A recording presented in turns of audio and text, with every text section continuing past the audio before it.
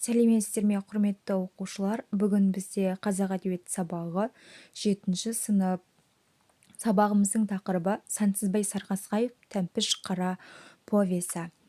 Бізге берілген оқу мақсаты әдеби шығарма сюжетін құрамдас бөлшектерін талдау, шығармадағы эпизодтар мен бейнелерді салыстыру. Сабақ соңында күтілетін нәтиже: әдеби шығарма сюжетінің құрамдас бөлшектерін талдайды, шығармадағы эпизодтар мен бейнелерді салыстыра алады. Сансызбай Сарғасқаев 1925 жылы 29 сәуірде Жамбыл облысының Красногор селосында туған. Аудандық Красногоршы газетінің жауапты хатшысы, редактор, Красногор ауткомында жауапты хатшы, Қазақстан пионері, қазіргі Ұлан газетінде бөлім меңгерушісі, жауапты хатшы, редактор, Жұлдыз журналында бөлім меңгерушісі, жауапты хатшы қызметін атқарған.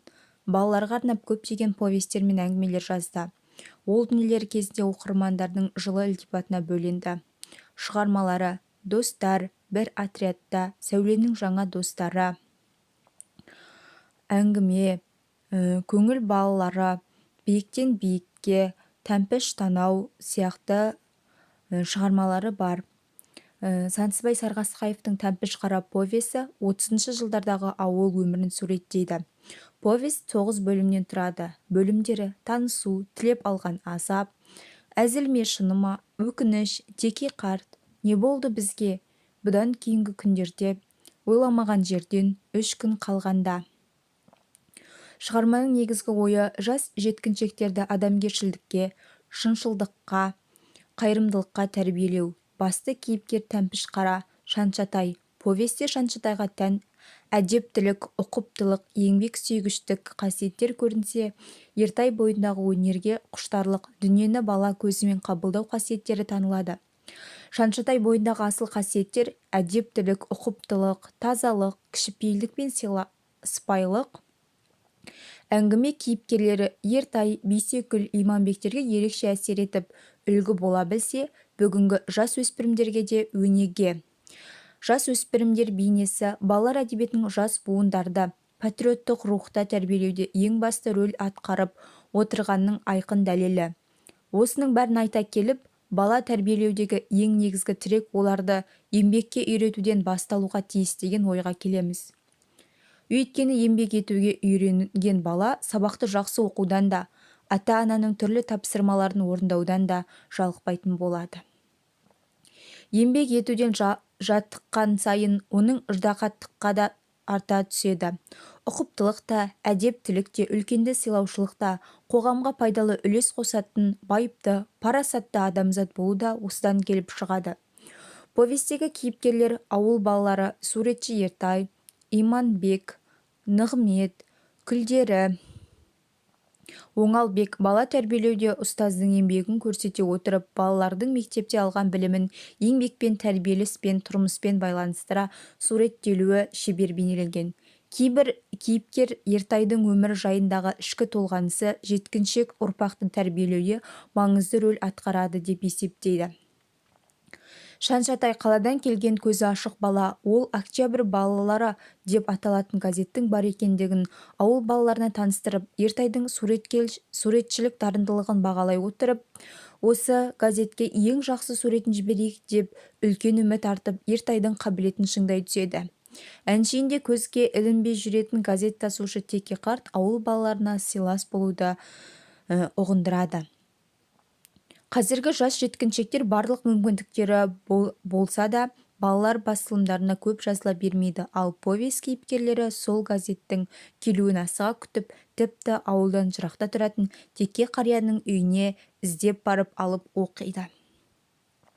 Сюжет дегеніміз өзара жалғасқан оқиғалар тізбегі, оқиғаның тұтас желісі. Бүгінгі сабақта біз сюжеттің құрамдас бөлшектері, композициялық құрылысына талдау жасаймыз, яғни Тәмпіш қара повесінің композициялық талдау жасаймыз. Бірінші тапсырма: шығарма бөлімден рет-ретмен жазып шығыңыздар. Бізге шығарманың 9 бөлімі берілген, сол бөлімдерді рет-ретмен жазып шығамыз. Келесі тапсырма: төмендегі кестені толтырыңыз. Мұнда бізге эпикалық жанр түрі, яғни шығарма қай жанр түріне жатады, шығармадағы негізгі ойды анықтау керек, тәрбиелік мәні қандай және шығарманың композициялық құрылысы, басталуы, байланысы, шиеленісуі, шарықтау шегі, шығарманың шешімін анықтау керек болады. Яғни біз тәмпіш қара повесіне шығармашылық композициялық талдау жасаймыз. Жасап болсақ, өзіміздің жұмысымызды тексерейік. Эпикалық жанр түрі, яғни повесть, тәмпіш қара повесті. Шығарманың негізгі ойы жас жеткіншектерді адамгершілікке, шыншылдыққа, қайырымдылыққа тәрбиелеу. Келесі, тәрбиелік мәні: Шаншатайға тән әдептілік, ұқыптылық, еңбек сүйгіштік қасиеттер көрінсе, Ертай бойындағы өнерге құштарлық, дүниені бала көзімен қабылдау қасиеттері танылады. Шығарманың композициялық құрылысы, яғни шығарманың басталуы, Шаншатайдың ауылға келуі, ауыл балаларымен танысуы, байланысуы, Шаншатай Ертайдың суретші екенін білуі, екеуінің айырылмастай дос болуы, шиеленісуі, мектеп оқушыларының қырман даласына көмекке баруы, түрлі ойын-сауық ұйымдастыруы, Шаншатайдың ауыл балаларының газетке деген қызығушылықтарын оятуы. Шарықтау шегі, оқушылардың өз мақалаларын оқу үшін Теке қарттың үйіне іздеп баруы, Шаншатай мен Иманбектің төбелесуі, Иманбектің одан кешірім сұрауы. Шығарманың шешімі: Ертайдың салған суретінің Октябрь балалары газетіне шығуы. Бұл повестің композициялық құрылысы болатын. Келесі бізде кері байланыс тапсырмасы, оқулықтағы 137-ші беттегі 8-ші тапсырма. Мұнда кесте берілген, яғни берілген кестені шығарма кейіпкерлеріне мінездеме бере отырып толтырып, кестені толық толтыру үшін шығарманың хрестоматия толық нұсқасын оқып шығамыз. Яғни бізге Шаншатай, Ертай, Бейсекүл, Ықсан берілген. Оларға мінездеме жазып кестені толтырамыз. Осымен бүгін біздің сабағымыз аяқталды. Назарларыңызға рахмет. Сау болыңыздар.